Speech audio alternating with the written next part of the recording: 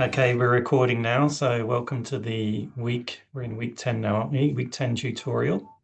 And I'll hand over to Hayden. He's got a lot of fun-filled activities for you for DnD and in relation to population genetics as well. So I'll hand over to Hayden now, and good luck with today's tutorial. Thank you, Dan. Appreciate that. All right. You thought we were taking a bit of a gamble before with Minecraft and Jeopardy. You have no idea what we're doing now. But I think we're going to have a good time either way. So if you haven't already, I recommend going to Canvas, going to the week 10 page, and then grabbing a character sheet from there. It's just underneath this little drop down here if you haven't played D&D before. Grab a fighter, mage, priest, or rogue. Don't need to read through the primer at this point. You're all good. Answer these questions here just nice and quickly, and then pick a character role from the spreadsheet, the Google Drive that's linked there. So you don't have to pick a particular class. It's all good. For the role, just pick a class, pick a role. You can do just fine with both of those there. And then find yourself an online dice roller if you'd like. If the easiest one I find is just to Google dice roller, and that's got everything you'll need for there. All good if you haven't played D&D before. We'll get into that a little bit further. So D&D is not a player v player game, or most of the time, like 95% of the time, it's not player v player. It's more players versus the environment.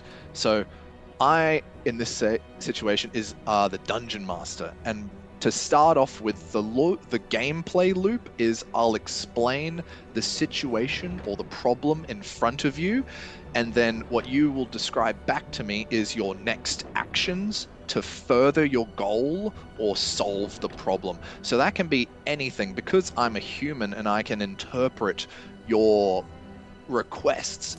I can take what you've said and then convert it into D&D rules and then tell you how that action impacts the world around you. And if your action has an element of randomness to it, then the way we figure out how well something goes is through dice rolling. So in terms of rolling dice, let's say, for example, you're on a beach and you're wanting to swim to an island over there. So we have to determine how good are you at that particular swim. So what we do is we start off by rolling a 20-sided dice, and then we add on a particular stat point that relates to the activity you're doing. So in this one, it would be swimming would be like a strength related action. So if you have like a +2 to strength, if you pick the fighter, so therefore you would be whatever you roll on the d20 +2. And then there's one extra layer on top of that. It's proficiency training. So was this an activity that you had some training in before you did it? So for instance, if you are a fighter, that's part of the military. The military, I would say, is like a physically trained person. So you would add on a +2 bonus to that. So in there you would go under, there's a little piece on the side there on the character sheet where it has a big list of different skills, and one of them is athletics. So if you are proficient in athletics, you would add your proficiency bonus and then your strength bonus, because you're trained and you're also strong, and then how good of the dice roll it is determines if you do well or if you do bad. And to think of it, if you roll a 10 or an 11 total, that's an average person's ability to do that. So let's say you did roll and in total you got an 11. You did about as good as you can expect the average person to swim across to the island. If you got like a 5 or below, then that's pretty much, you didn't do too well. Maybe you only made it out a certain way, or maybe you cramped up. But if you get like 15 and above, 20 and above, you do that well. You go off, you swim, you're doing well, and you don't need to worry about that. So that's sort of the different levels you can expect when you're rolling a dice. So if this is how we play D&D, I'm first going to give you a bit of context about the world that we're playing in and how Hardy Weinberg genetics sort of plays into this whole, into the world itself, and how we need to use the population genetics to succeed at your goals. So, the world that you and your characters inhabit is dry, dusty, and desolate. This world is, think Mad Max with a bit of magic involved. Barren wastes, toxic environments, mutagens running everywhere. And the things that inhabit the wastes are mostly evil and not very good. So humans that exist out in the wastes, getting infected with toxic mutagens and such, end up evilish and raider-like, bloodthirsty, and coming around and stealing whatever they can to survive. Any sort of humanoid existing in the terrain for too long without some sort of shelter ultimately ends up with monstrous actions to the monstrous appendages and such. But also, this also just doesn't impacting the humanoids, but it's also impacting the animals as well. So things such as coyotes and dogs over the eons and generations have evolved and degraded into monstrous abominations and run around in packs looking to attack whatever they can to survive. However, those small groups of survivors are riding on the backs of large moving machines.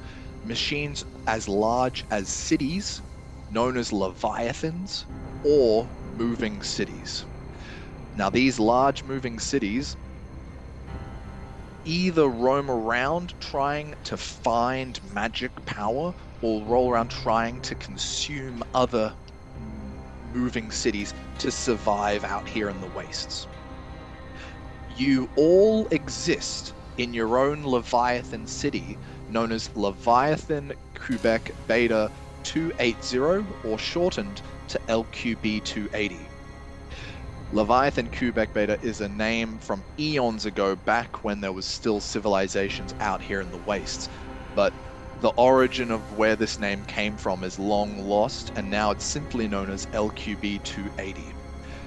Powered by large machines, the LQB280 moving city is powered by the Hardy Weinberg generators.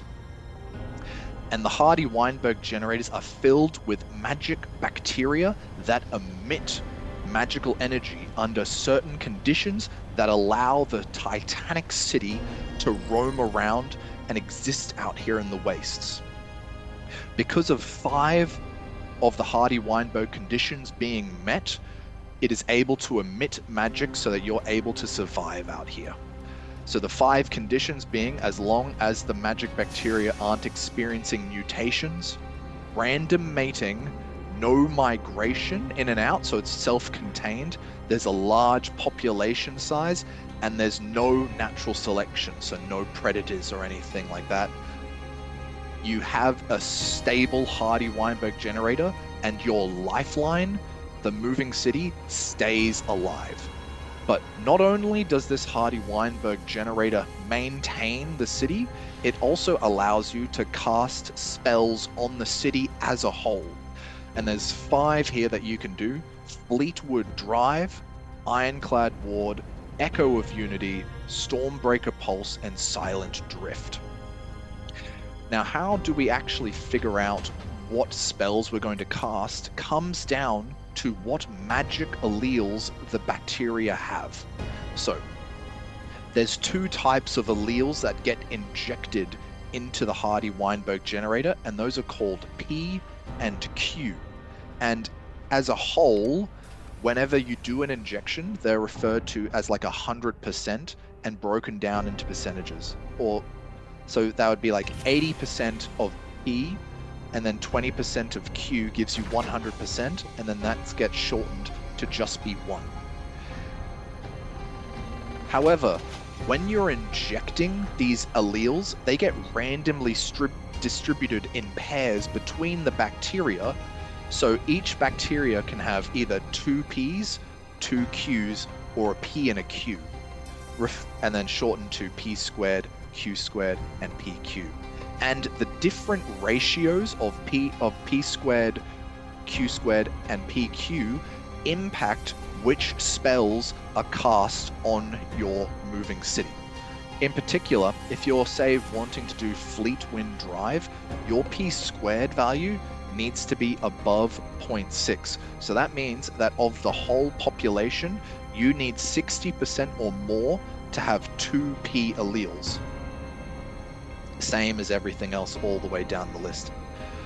So now the next question you're trying to figure out is, based on the P alleles I inject and the Q alleles I inject, how can I predict what P squared, 2 squared, and PQ I ultimately get at the end? Luckily, we have an equation for that. This equation was discovered based on the Punnett square. So let's say, for instance, for example, that we have a Hardy Weinberg generator and we're injecting 70% of our alleles to be P and then 30% to be Q. How we ultimately figure it out is we line it out in a square where we have 70% for P and then 30% for Q, and you can swap out these numbers as you see fit. And then we figure it out as areas of these particular rectangles or squares. So if you do end up injecting 0.7 and then 0.3 of Q, you end up 0.7 squared, and then 0.3 squared, and then 0.P times Q, and then P times Q. All of this together is equal to 1, because 1 times 1, because those 0.7 plus 0.3 equal 1. So if you have a square, 1 times 1 gives you 1 altogether. So therefore, all of these individual components here are equal to 1. And you can rearrange the equation. If you're trying to isolate just 2PQ, you can just shift over the other components onto the other side to have your one component isolated. Or let's say, for instance, you're just wanting to figure out if which spell this is going to give you. You just take your P value and then square it. So then you find out your PQ. 0.7 times 0.7 is 0.49. So with that, you know your P squared value, and you know that if you inject P equals 0.7 and Q equals 0.3, you're not going to get the Fleet Wind Drive spell. You're also not going to get the Ironclad Ward, right? Because 0.3 times 0.3 is not going to give you above 0.6.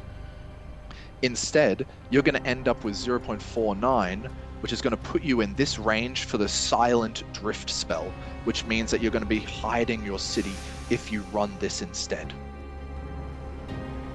So, keep that in mind. This concept is going to be very important for this upcoming session, because you're going to need to know this to cast spells on your city as a whole to protect you against the wastes. So be sure to keep this idea in mind, that when you're wanting to cast particular spells, you're going to have to know which P and which Q value you're going to want to inject into the magic generator.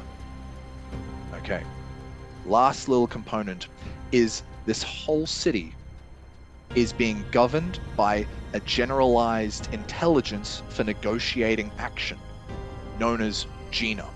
So whenever the whole city needs to is taking a very big action, GINA will interface with every particular member of the LQB280 and ask for your vote on an action that GINA will carry out. GINA has a direct connection to the base of your skull through a medical implant. And at the moment when a vote needs to be taken, time suspends itself and you're given the options in front of you. So, with that all in mind, we're going to get into the game proper here.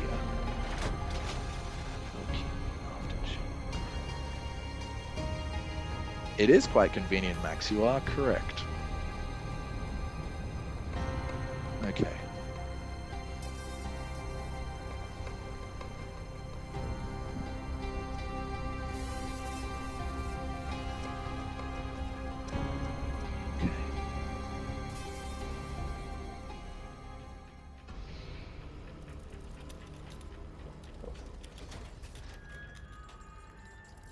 Okay. So. Alrighty. Here we go. Betrayal. A tale of two sister machine cities. Powerhouses of the wasteland. LQB280 and LBB330. In family in all but name, they freely traded.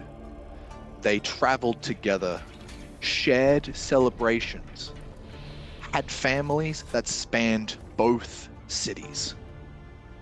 As long as anyone could remember, these two Leviathans would work together against the chaos of the dust and the waste, fighting their way through any threat that came in front of them.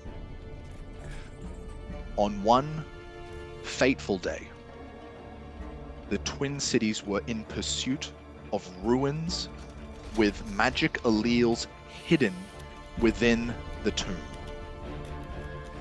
As soon as they uncovered the power of these magic alleles, no sooner did raiders and monstrous abominations descend out of the wastes to attack them and claim the magic alleles for their own. Knowing that they were in a vulnerable position, LQB280, you all decided to hold back the monsters so that LBB would be able to extract the alleles with the assumption that they'd share it with you afterwards.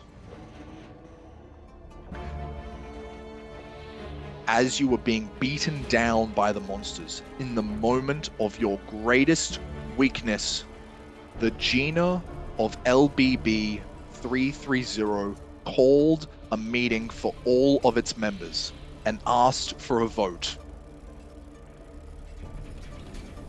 In that moment, they decided to stab you in the back, leaving you for dead against the wasteland monsters. Was it greed? Was it opportunistic logic of survival? Was it fear?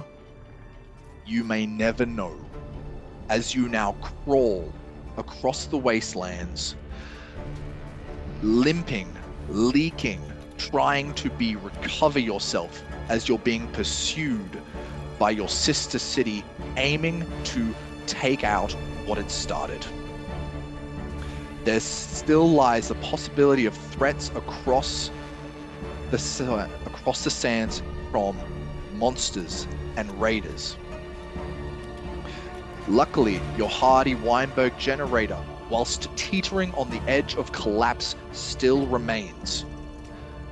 However, if you lose one of the Hardy Weinberg conditions, your magic spells is lost to you. If you lose two of the Hardy Weinberg conditions, LQB 280 grinds to a halt and you are left at the mercy of the raiders, monsters, and once sister city. Now, I put it to you.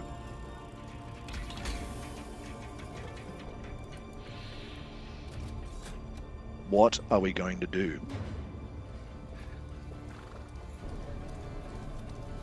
In the moment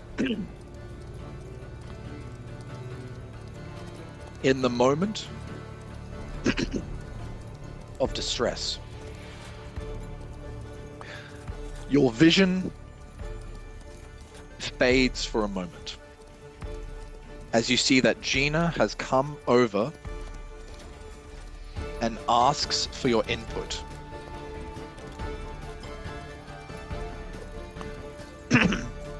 Citizens of LQB280, what are we going to do?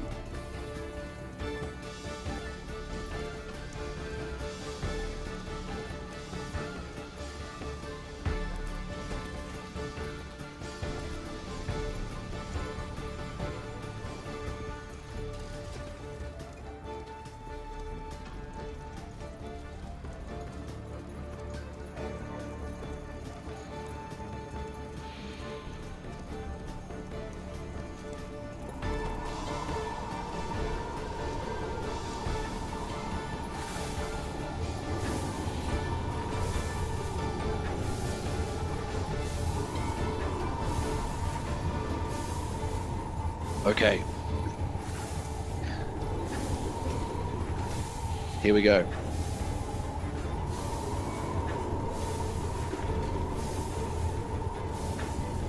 Our first chance is going to repair. Okay, so you all vote to go ahead and repair LQB280 by casting a spell. In this moment, you are all rushing for your life across the wastes, away from the ruins.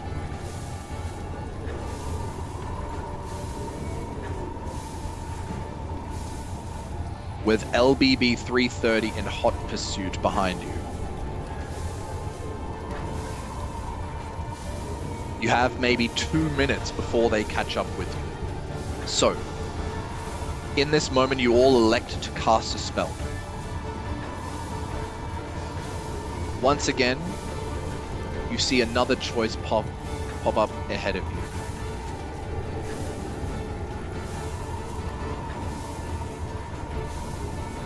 Which spell do you want to cast? And what allele percentages are we entering into the generator? Also, if you as an individual player would like to contribute something or say something or put in an option, please feel free just to unmute yourself, put it in the chat, say what you'd like.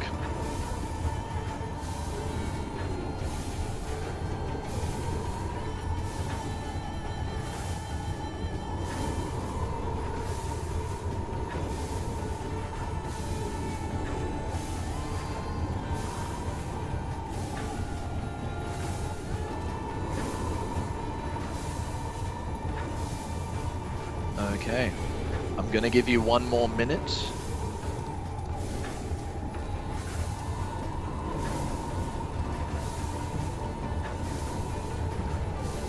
I might give you a hand here and just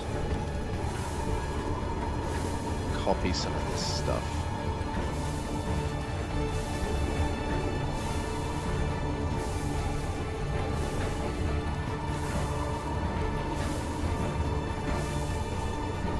So you might have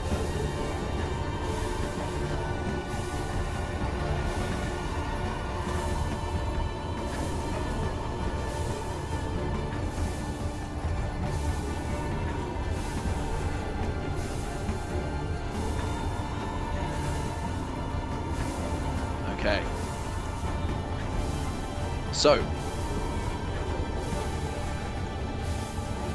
how many we got? We got a few more people. You've got another 10 seconds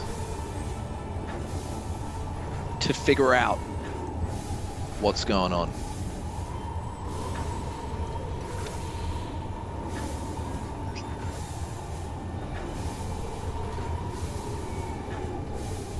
Okay, so overall, people expressed wanting to cast Echo of Unity. Going for the option A with half and half. This works. So, in the Hardy Weinberg generator, our engineers working working hand over fist. Who do we have? Is anybody taking up the... We got Tax Collector, Fuel Alchemist, Milo, we got Fuel Alchemist. Feel free to say anything you'd like to do. We got a Weaponsmith, we got a Gene Auditor. So our Gene Auditor, Max, as you are down there in the Hardy Weinberg generator, quickly checking over the alleles to make sure that the ones you're injecting work correctly. You see that you've got an even batch of Q being 0.5 and P being 0.5, with Gina raining down on you, telling you to cast Echo of Eternity. You inject deep these alleles deep into the Hardy Weinberg generator. You see it flare as both pink and blues swirl around and fill throughout the pipes, and all of you who are in the machine sit here as pistons that were once going back and forth in an unhealthy manner now crank in even succession a little bit better. Max, since you're the one who's the closest to being closest to the generator, I want you to roll 1d4 for me and add 1.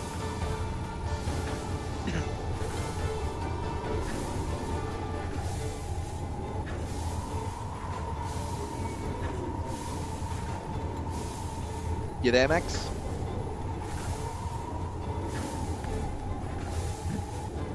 Rolled a 4. All right. Big heals. As if the machine itself hears you. As if LQB280 itself is in sync with you. You feel the magic emanating throughout the machine, putting things back in place. For those of you up in the crow's nest looking out and about, you see as you turn around behind you. Oh, this one. Tell you what, you've healed up so much that your icon actually changes out. That's progress, baby. So,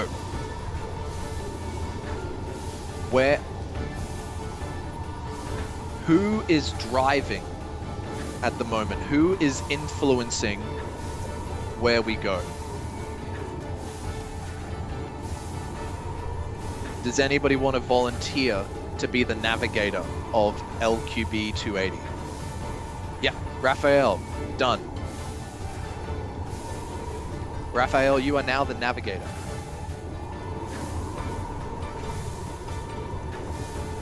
Raffaella, sorry.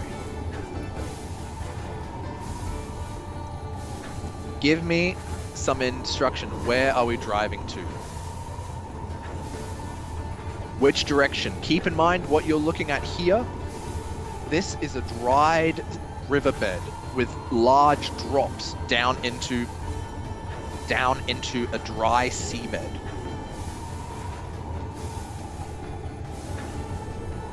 Which direction are we going?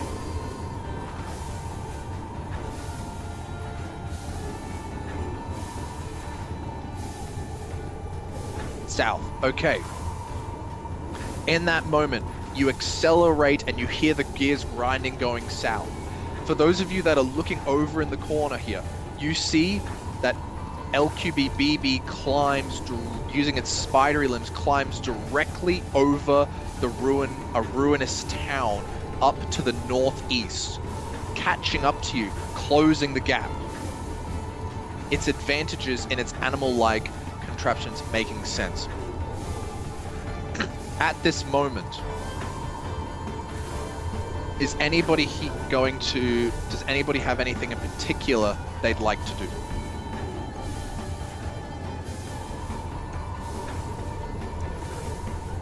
Break one of the legs. Okay. All right, Daisy. How do you suggest we do that?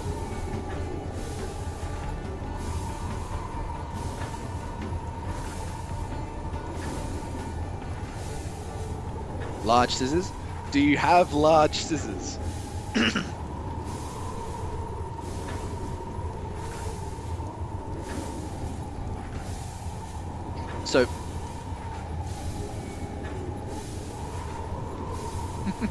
So you don't precisely have large scissors, but what you do have is you have a tank blaster on the front also, what you can do as players is you can also, there is a chance that you have some explosives. You have many different compartments here on LQB280.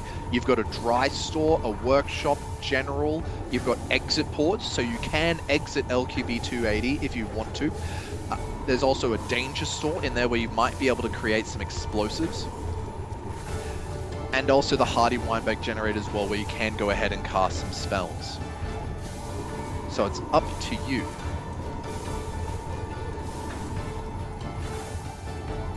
Okay, so Daisy, what I'm gonna have, you've decided now that we're gonna try and create some explosives. So you end up going into the danger store, where you go ahead and you find Thomas, the weaponsmith, in the danger store, and you also find EJ, the scout, in there as well, who can help you trying to make some explosives here.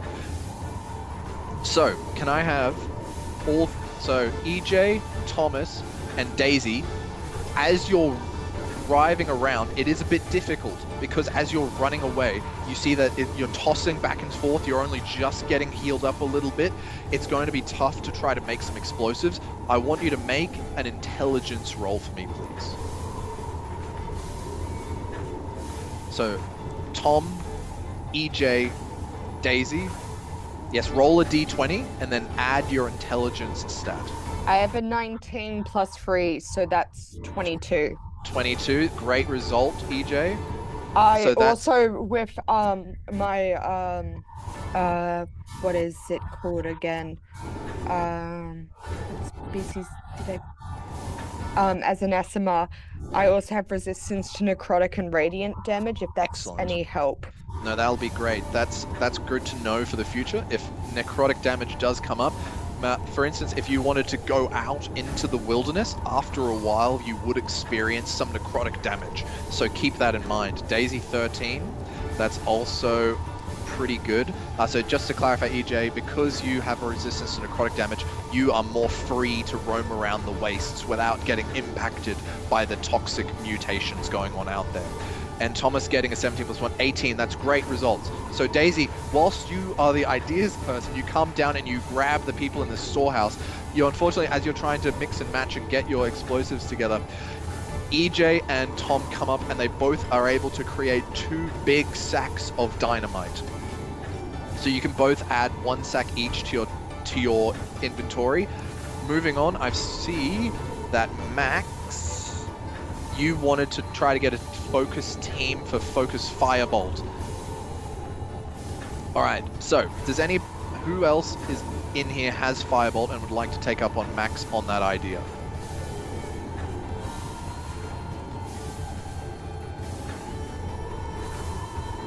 So we got Josh, anybody else?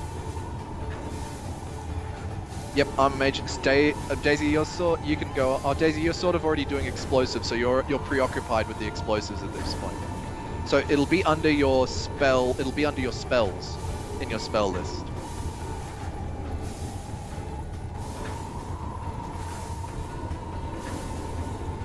All right. So we might just have. So your spell list, it should be at the very bottom of your character sheet.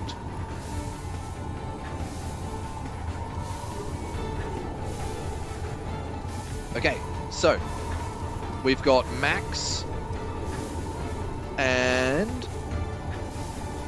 we've got Max and Josh. All right, so Max and Josh, you go up to Gina and you head out to the outside area, just outside, and you see off in the distance as the LQB280 starts climbing over.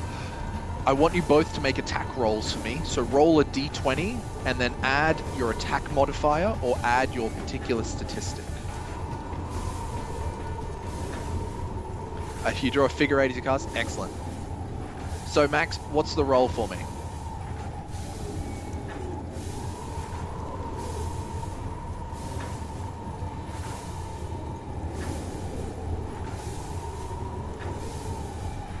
Yes, a d20, Max. d20 plus your attack modifier.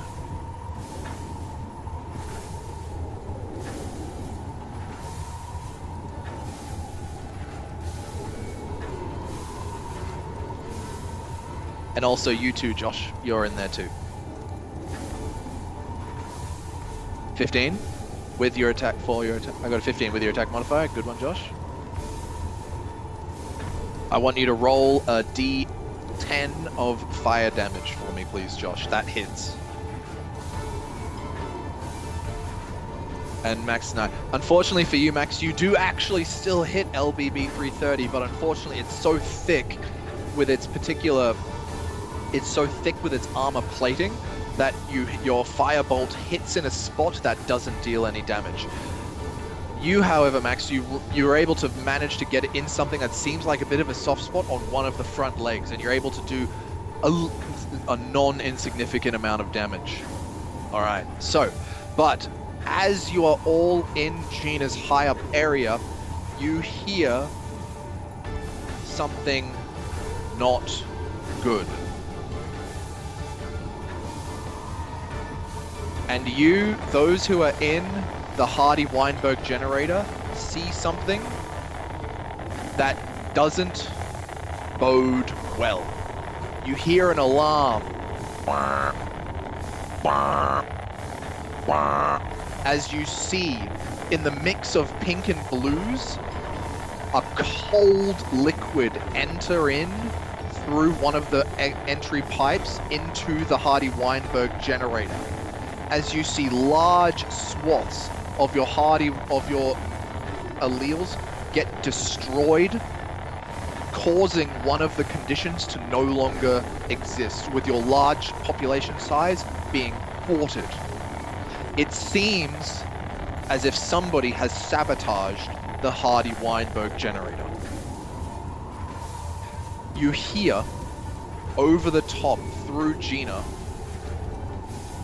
it appears that we have a traitor aboard the LQB280 that has sabotaged our Hardy Weinberg generator. A reminder, if we lose another one of our conditions, we will grind to a halt and be caught by LBB330. So, at this point, you've got two things you've got to worry about. Firstly, you're about to be attacked upon by LBB330, and there's a traitor aboard who's interacting and interrupting your Hardy Weinberg generator.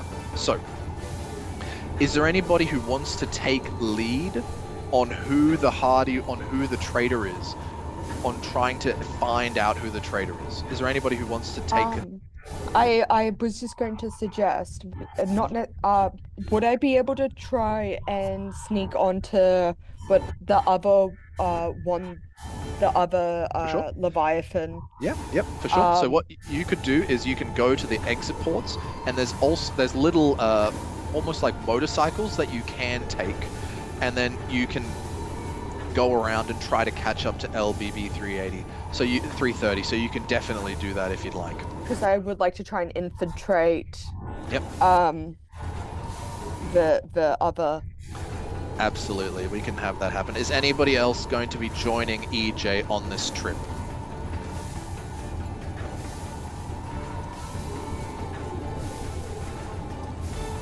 Oh, by the way, my character's name is Azzy or Azrael. Azrael, okay. Is anyone joining Azrael on this trip to try and infiltrate the other machine?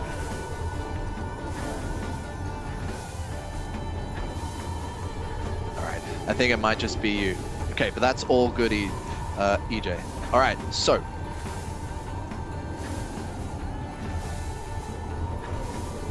now, what are you guys going to be doing next? Firstly, something you might want to do is try to recover the population size. So what you would need to do is you need to go ahead and get the backup feed for the magic alleles, which would help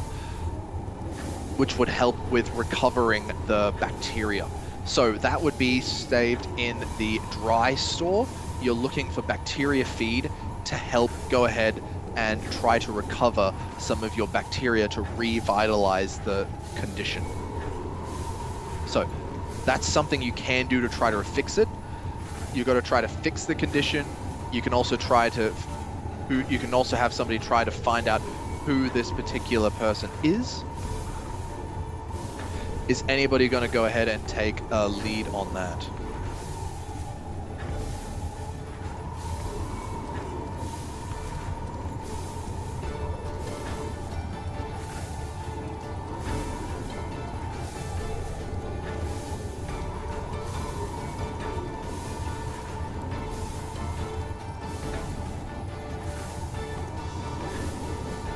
All right, Josh. Yes, Max, you can certainly do that. So you can go ahead and join Azrael there. Josh, so you're gonna go ahead and try to fix the large population size issue. What are you gonna try to do first?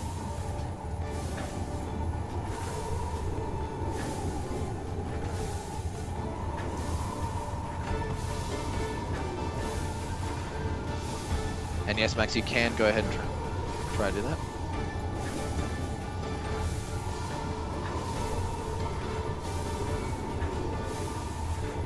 All right. Yep. No worries. Okay, so go ahead, roll a d20 for me and add your investigation modifier as you try to investigate how easy it would be to fix this problem.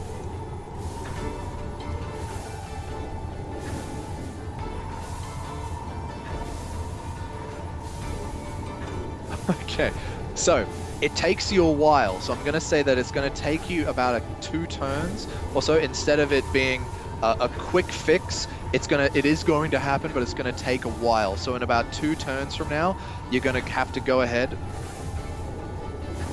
and get that fixed up. All right, Rafaela, at this point, I'm going to need you to go ahead and tell me which way are you driving? Where are we going?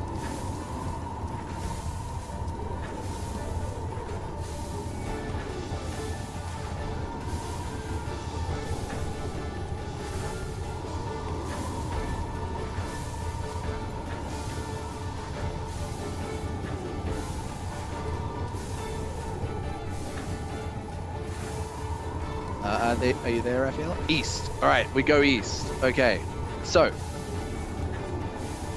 you head east. As you approach a cliff face, there is a small gap to the waterbed here, but as you approach the ledge, you see it is about 100-meter drop. At that point, you see that Ezreal, and was there anybody else who was leaving with Ezreal? Max, there was okay. one So other person. yes, Ezreal and Max. As you leave here, you see the titanic form of LQB280 in hot pursuit, climbing over the ruins of a city. I want you to make a stealth check for me.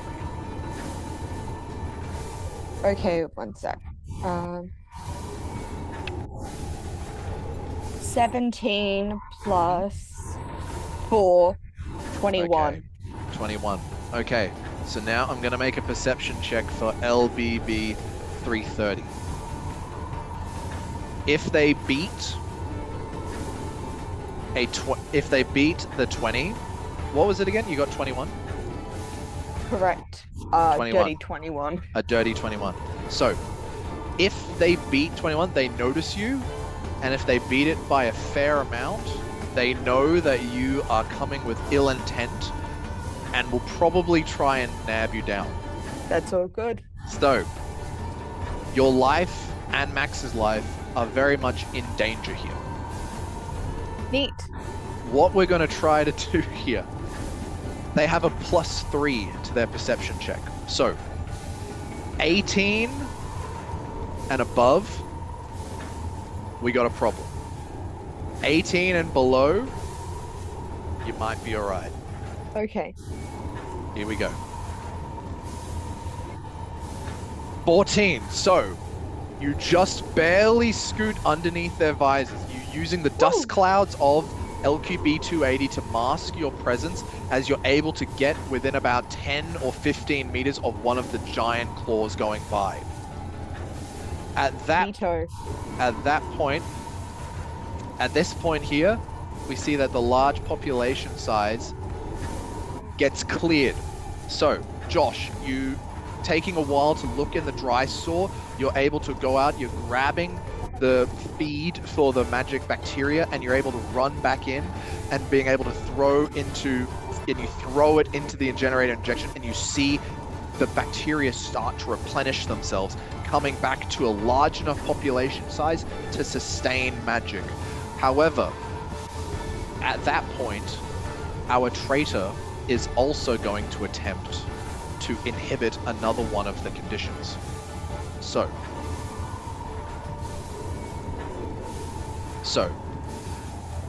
the traitor has a +5 to dexterity, to sleight of hand, to being good at this. So, what's going to happen? Gina has a passive perception of 16.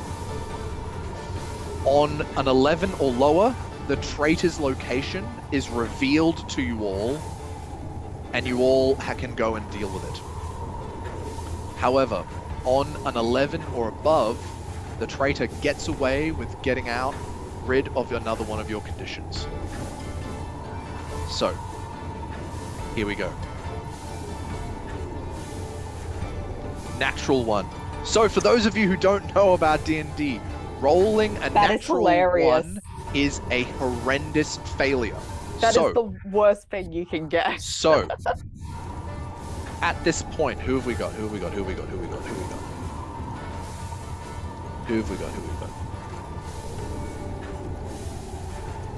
So, Tina, as you are walking around the medical bay, over in the general area, over here next to the workshop, you are just leaving the general workshop. As you see, bent over at one of the generators that supplies and makes sure that the bacteria gets self-contained, you see a singular person that you have never seen in your entire life. Hands up, completely red-handed, with just trying to rip out wires that maintain the security of your Hardy Weinberg generator. You see somebody completely cloaked in black with a black top hat and red bushy chin. Tina, what are you gonna do?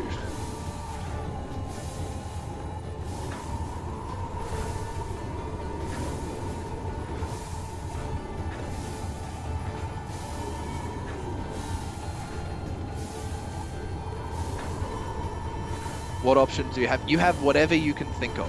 So if you as a person were just walking out and seeing somebody messing with a system that you care about, what would you do in that moment?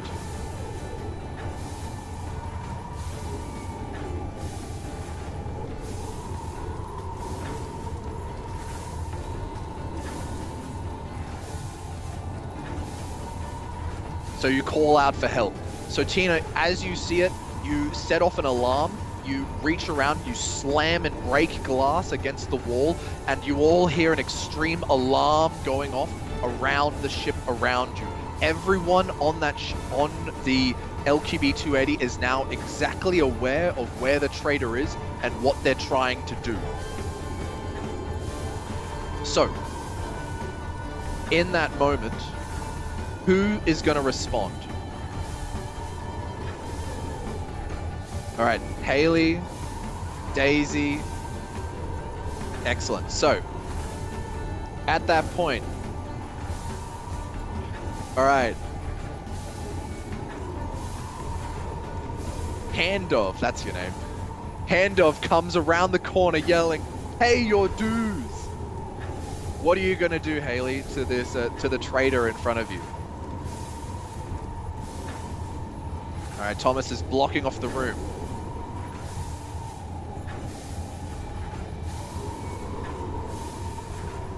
You hand him a tax notice. Okay, so are you attacking him and you open your little money bag? Are you going to attack him at all? Are you trying to deal damage? Are you trying to get him to give up? What are you trying to do to him? Psychological damage. All right, so I would like for you to roll a d20, and I want you to add whatever mental stat is the best. So of your mental stats, intelligence, wisdom, and charisma, you should have like a plus or minus in one of those stats. And I want you to roll a d20, and I want you to add that particular stat to it for me. Okay, so you don't know where they are. So, all right. That's okay. I just roll a d20 in general. You got a 7. Okay, so because of...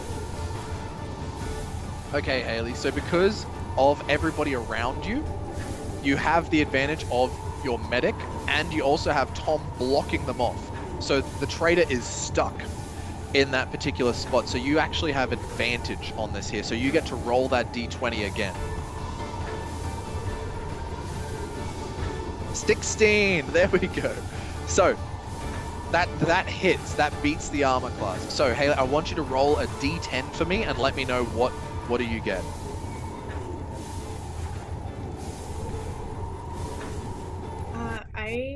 Best I have is a d8. The best you have is d8. That's all right. Roll a d8 and add 2.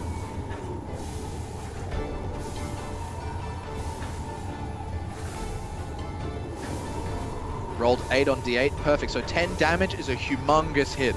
So you run up to him. You hold out a tax notice.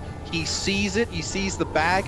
The psychological terror of having to pay years and years of unpaid taxes is incredibly effective on this man who's been avoiding paying taxes for his whole life.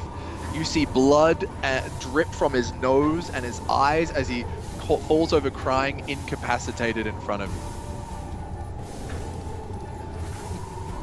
So, with that, we're going to cross back over. At this point, with the Hardy Weinberg generator back up and ready to go, you see that Gina comes over again and asks if is going to ask you again what you would like to do. At this point, your back is against to a drop into nothingness. You see some of your allies are riding out with explosives on their back. You see the once former ally standing there, blocking you off from exiting and going on. So, I ask you, Gina asks you, one sec.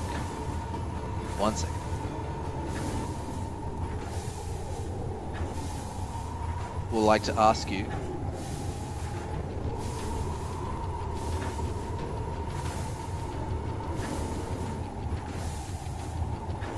sorry everybody, one more sec. Would like to ask you, what would you like to do?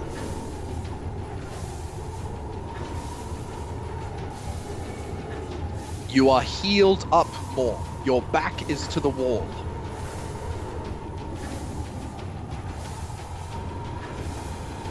Your once former ally stares you down.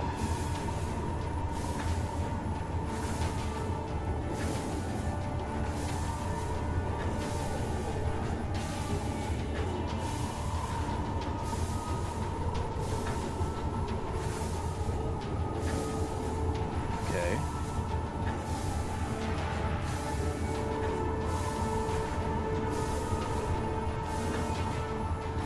What happened?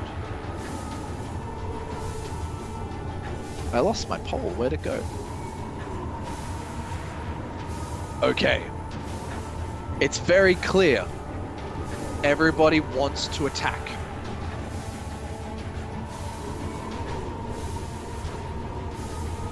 Preparing for a counterattack. So, Gina asks a follow-up question.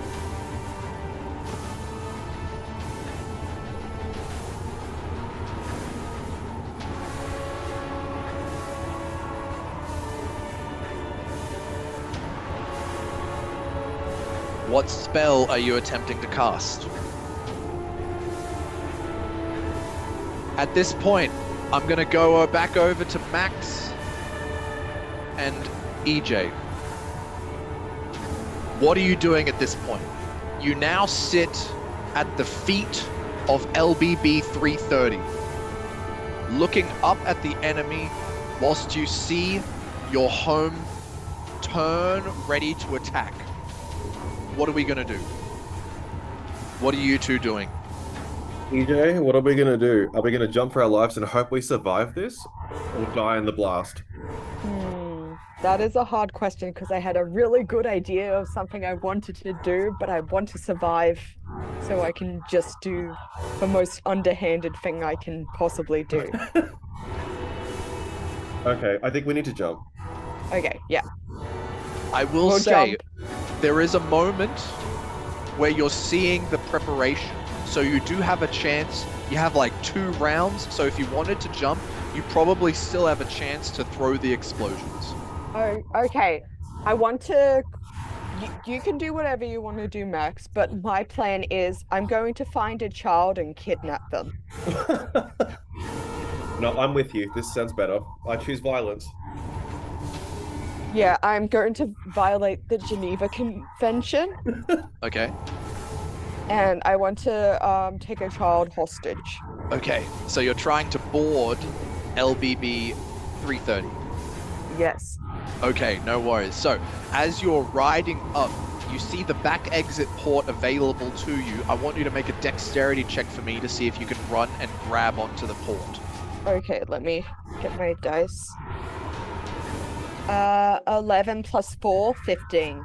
15, good enough. So you're able to run up and you're able to grab onto the port door. All right, Max, are you following or what are you doing?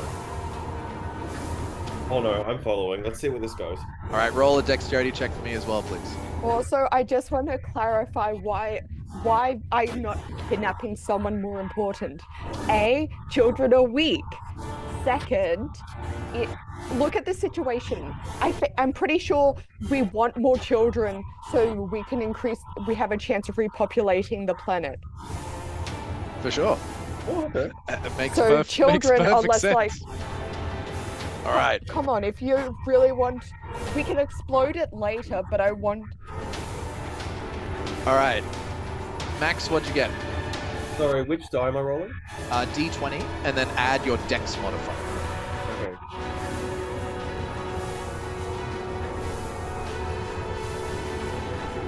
$21. 21, perfect. So you're able to rush, grab on, no worries.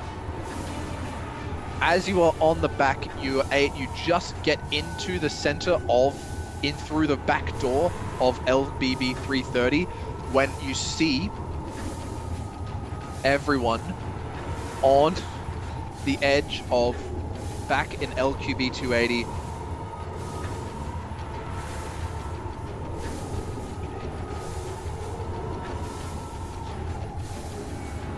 See as in the Hardy Weinberg generator, the P's and Q's get mixed together, thrown into the generator as harsh red energy gets emanated out and through and funneled into the tank at the front.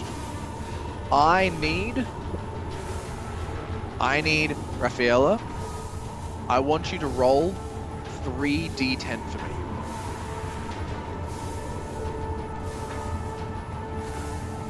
Yes, 3d10s.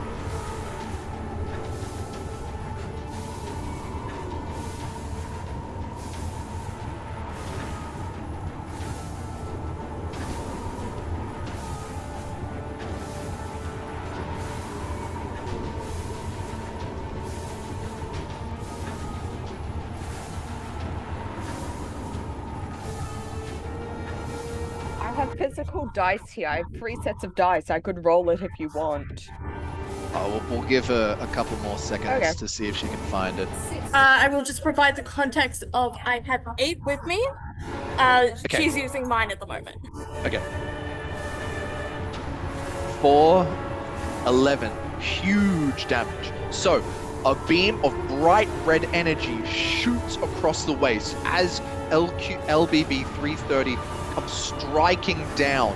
It hits directly in front, doing massive damage, making streak marks all the way up and across.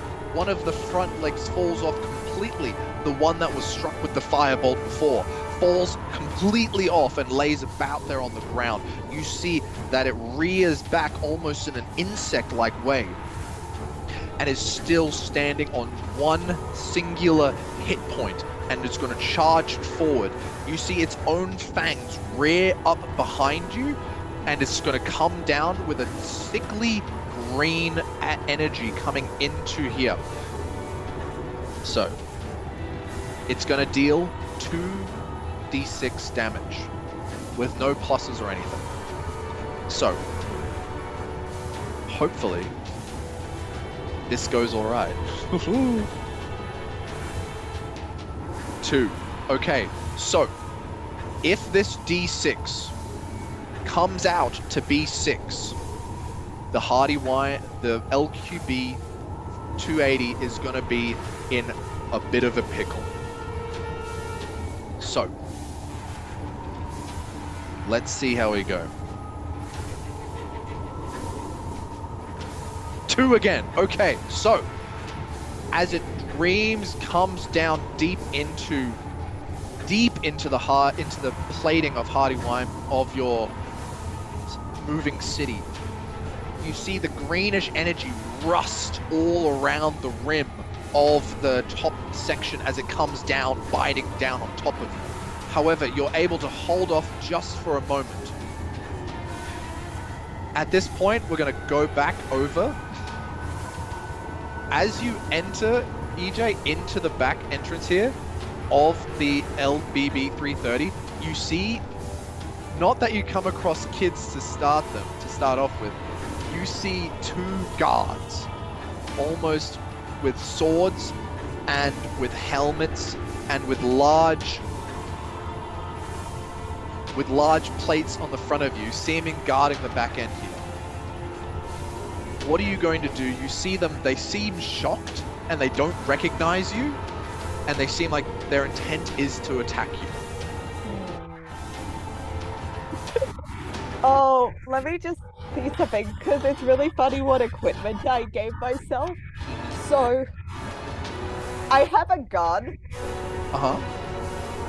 Should I use it on them? Should I shoot a guard? You can shoot a guard, absolutely. So roll a d20. I'm seeing what chat wants.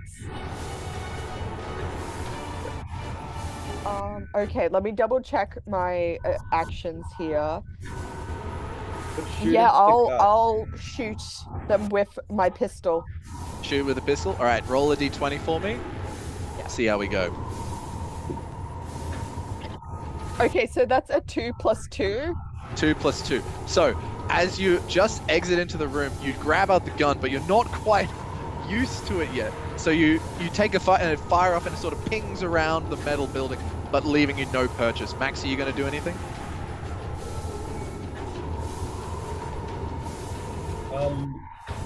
Probably going to cower behind the person with the gun. Fair enough. You're going to hide behind the person with the gun. All right. So we're going back. After taking a huge hit, you see the guards will approach you and then are within about 10 feet of you at the front door. So wait, can I tackle him after being shot to subdue him in case it's a non-fatal wound? Yeah. So he wasn't actually shot, but you can absolutely attempt to tackle one of the guards. Okay. I'd like for you to make an athletics check for me. Oh. I'm a mage. It's -1. That's unfortunate. So roll a d20 and take away 1. Oh, pray for me on the 1 roll. 5. Oof. 5. So as you go run to tackle, it's unfortunately not something you really were thought of, but in the moment and the anxiety, you rush up trying to tackle this guard who immediately just palms you to the ground like a classic rugby palm where it just head first into the ground. Not really working out for you, unfortunately. Sorry, Max. So we're going back now to LQB280. So the enemy team is right up on you. It is essentially touching you. It's took its fangs and dug it in for its own attack. So it's right next to you. What are we going to do, team? Are we going to try to invade? Is that what we're doing here, Tom? I will let you know that you can tell by the damage done to LQB280 that you did before is quite high. It is on its last legs at this point. You see now, I'm going to say it sort of crashed into you here and then sort of boxed over here. So, you see Gina comes over you, and Gina's going to ask what to do.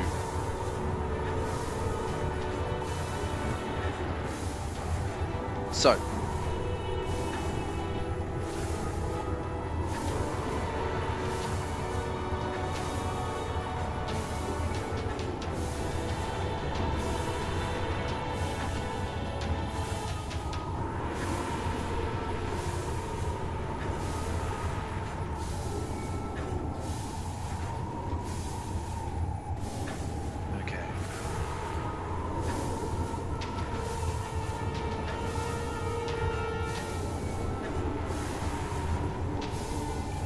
okay.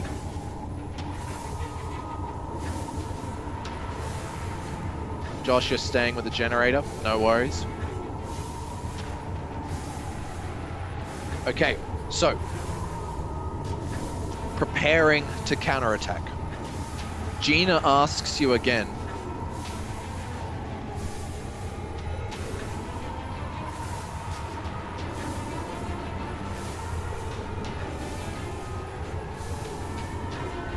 What spell are we preparing to cast?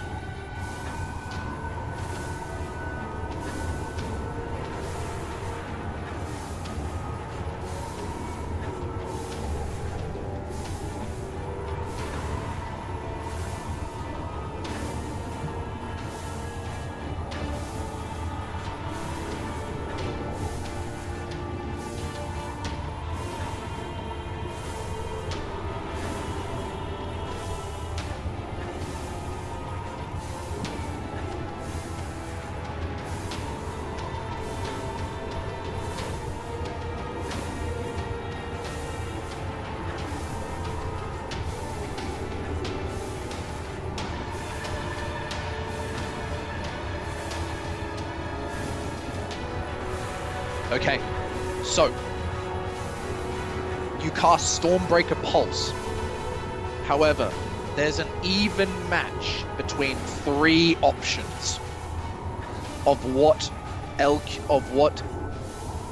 particular alleles get put into the machine here. There is an even way between the between P505, P being 1, Q being 0.9, and then P being 0.9 and Q being 0.1. So, I'll let you know now. The top option will give us Echo of Unity. The bottom options, either two of the bottom ones, will get you Storm Pulse. This is going to come down to a roll. On a 1 and 2, we get Echo of Unity. On a 3, 4, 5, or 6, you get Stormbreaker Pulse. Here we go.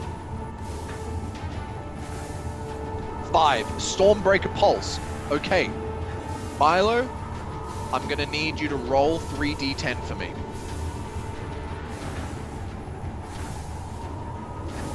I'll be back in a second. I gotta go grab my dice. Okay, no worries.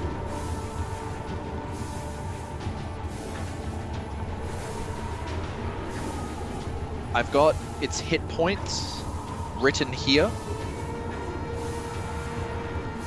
In the chat, I've just typed down the hit points. We have a 8, a 7, and a 6. An 8, a 7, and a 6. The hit points remaining for LB330 was 6. Milo, how do you want to kill LBB 330? Okay, so I forgot I've got to hold down space for the mic.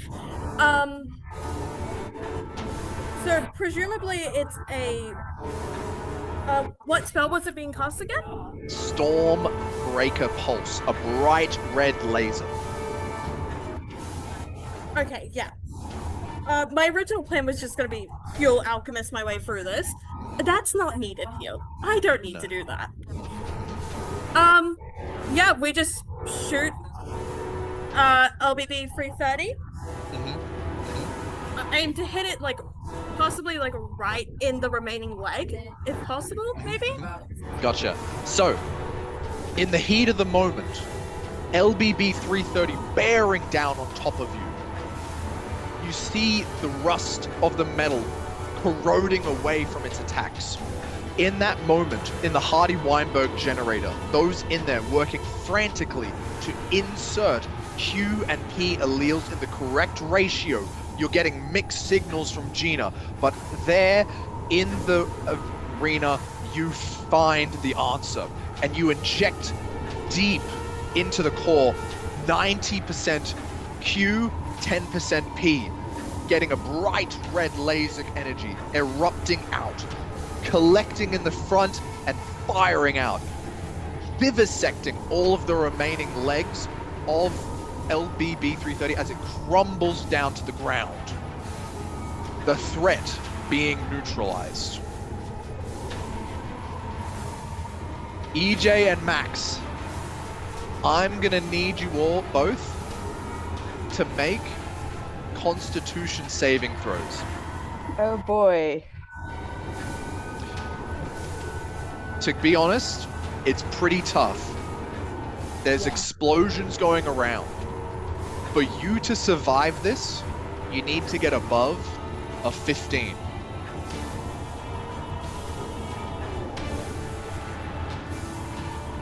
Furthermore, you're also holding on to explosives. Am I allowed to lie about what I got? No. A natural 1. Natural 1. Max? 11. 11. We're fire.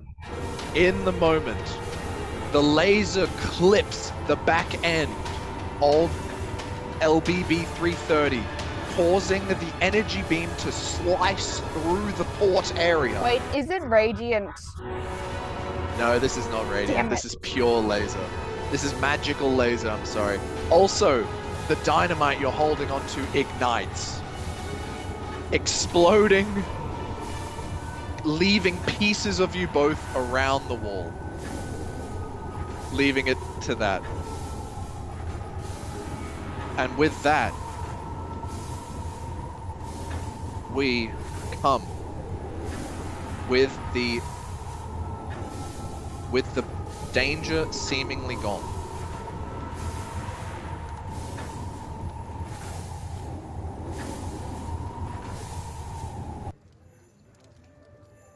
Okay. The danger seems to have passed. While there may still be dangers from animals and raiders,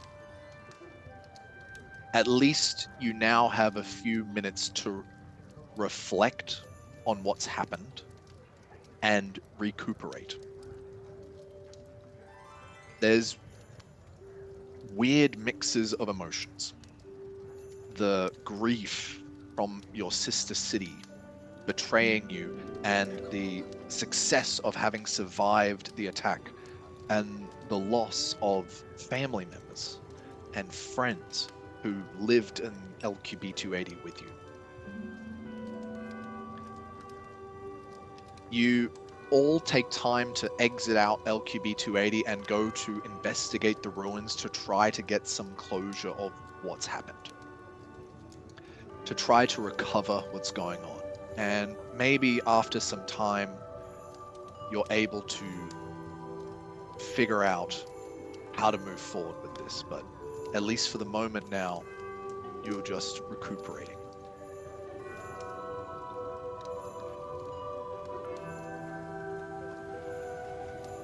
I want to thank you all for coming on these tutorials with me. That's all I've got for today.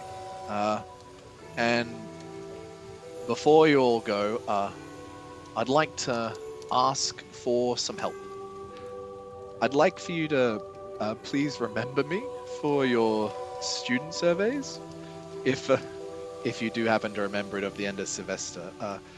The more positive student surveys I get, the more teaching I get to do, pretty much, essentially. And I'd like to also please keep in mind Dan as well, because without him having trust in me and without him giving the okay to these tutorials, we wouldn't have had them. So a bunch of thanks and credit also goes to Dan for actually letting me and having the faith and trust to let me do Minecraft and Jeopardy and DnD. So a big thank you to Dan, and also thank you to you all for coming along and doing this with me.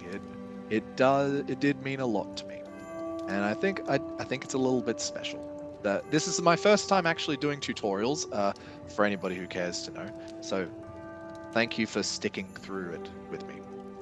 And that's all I got. Great, thanks Hayden. I'd like to thank you also for doing the tutorials over the past few weeks. It's made my life a lot easier. I haven't had to worry about what I'm doing every week and giving me a bit of time off. And you've made it really really exciting and engaging, I think, as well, with some very unusual ways of teaching with different things and trying to cover different concepts using Minecraft and DnD and that sort of thing. Okay, so I might stop the recording now, and then I'd just like to let you all know that this week's lectures were all on population genetics. So there was a lot on the Hardy Weinberg theory of population genetics and those equations which Hayden went through today, and also those 5 important key concepts for the Hardy Weinberg equation to work. We're going to cover this sort of thing again in week 12. So the bioinformatics exercise number 4, which will be held in the lab in week 12. We're going to have another scenario where we're going to be a population of, we're actually going to be our own population, and we're going to be playing a game there where there's going to be a particular recessive allele in the population that gives people blue hair. And we're going to be covering that in week 12. So I hope you enjoy that in week 12 as well. All right, so I'll stop the recording now, and